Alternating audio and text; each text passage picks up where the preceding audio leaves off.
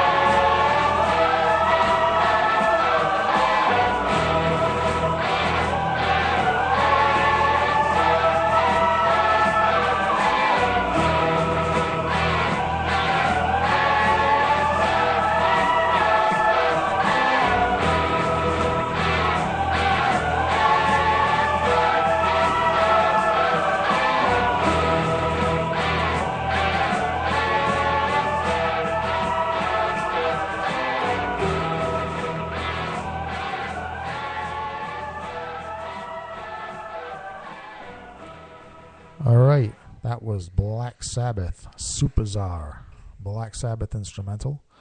Introducing this edition of the Haunted Cabaret, I'm your host, George Garner. Seated around the table with me, Chuckles the Evil Clown as usual. Good evening. And Nurse Misery. Howdy, folks. And I hate to do this, but we have to start this show off with an apology. I know. You'll remember that one of the things we discussed last time around was this article that Nurse Misery came across on her tablet. Police find $100 worth of Walmart groceries in woman's vagina.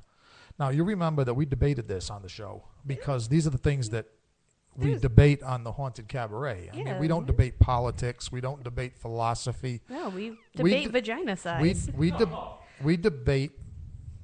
Can I, wait a second? No, I'm impatient. I'm a girl. She's impatient to talk about gaping vaginas. Why this is, I don't know.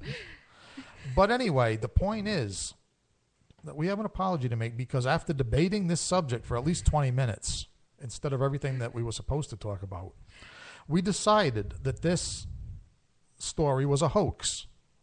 You know, one of those Onion type of things, a hoax. Couldn't possibly be real. It couldn't possibly be real. I mean, Nurse Misery was trying to shove all kinds of things up there, and it just didn't equal the no, she said no way. No, sorry, I couldn't master the orange. One orange was too much. Never mind 4. Right, and never mind the steaks. Never mind, And why am I locked in the insane asylum and you're roaming around with the medication? Because we haven't been captured yet. Oh. I get to play with all the pills. Yeah, no one knows where this studio is, and we're going to keep it that way. But yes, so we have to own up. Yes. Our producer Tony Jones did a little homework because he's also interested in gaping vaginas. And yes, he has informed us that there was a police report filed on this story. This is real.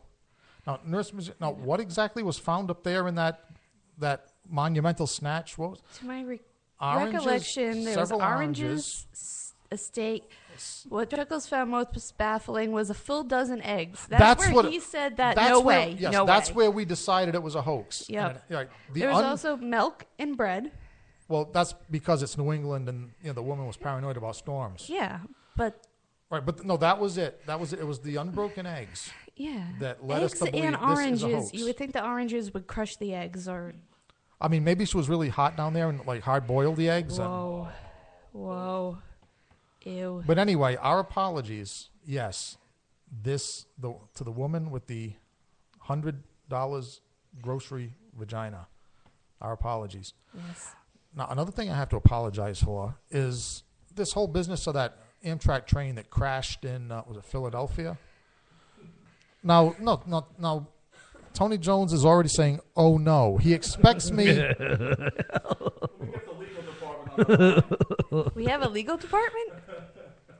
Actually, this story here, though, the truth may be bizarre enough. Apparently, this train was derailed by bricks and other objects thrown by an army of homeless people lined up beside the train tracks. And this I'm not making up. Now you were waiting to hear maybe that Rodan flew over at a low altitude and did this dirty work. No, I did think of this. I looked into it, but the reason I say that no monster was to blame for this train wreck in Philadelphia is because if you look at a wide photo angle of the surrounding cityscape, there is no other destruction other than this train. So clearly there was no giant tracks. Monster. Right. And it was nothing burrowing, so there's no big giant hole. There's no hole. There's no nothing. There's just this train that went off the tracks on the curve at 106 miles per hour. It's clearly just the evil humans. Yeah. And apparently the conductor wasn't on drugs. No. Clean bill of health. He wasn't transferred from third shift to first shift. No sleep deprivation. No sleep deprivation like that one. I think it was in New York that happened. Yep. It wasn't that. No, all they found was a fist-sized hole in the windshield of the train. And come to find out, this isn't a rare occurrence of people throwing things to trains. Bricks, concrete blocks, bottles. I think back in the days of, they said in the news, the New York Times said back in the days of President Theodore Roosevelt, somebody threw a 3-pound metal weight through the window of the president's train when it came through that neighborhood. That's so pretty evil, wicked people, Chuckles. They sound like your people. Yeah, Chuckles, do you have any friends, relatives, or alter egos around that Philadelphia area? I'm not giving them up to you. I mean, did Chuck the Clown, does he hang out down there sometimes? He does hang out with bums, but he's not down there in the Philadelphia bums. He's with the Boston bums. He's more high-class bums in the Philadelphia. Yeah, because we know a few deranged homeless people. Of course we do. It's always possible. We're always supporting him on our show. What's the other one?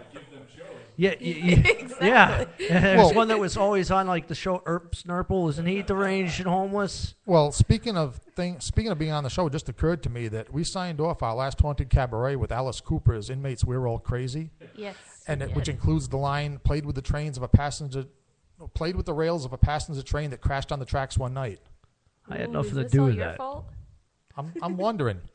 I'm wondering if maybe our show is, some of the, Lovecraftian vibes of the Haunted Cabaret are conjuring up real, because think about it's possible we've derailed. In the past week we might have derailed a train, and then Mr. Skeffington has been brought to my attention. The idiot, the corporate scumbag that was trying to bring the Pawtucket Red Sox from Pawtucket into Lovecraft's Providence for like hundreds of millions of dollars. He wanted everybody else to pay for but him.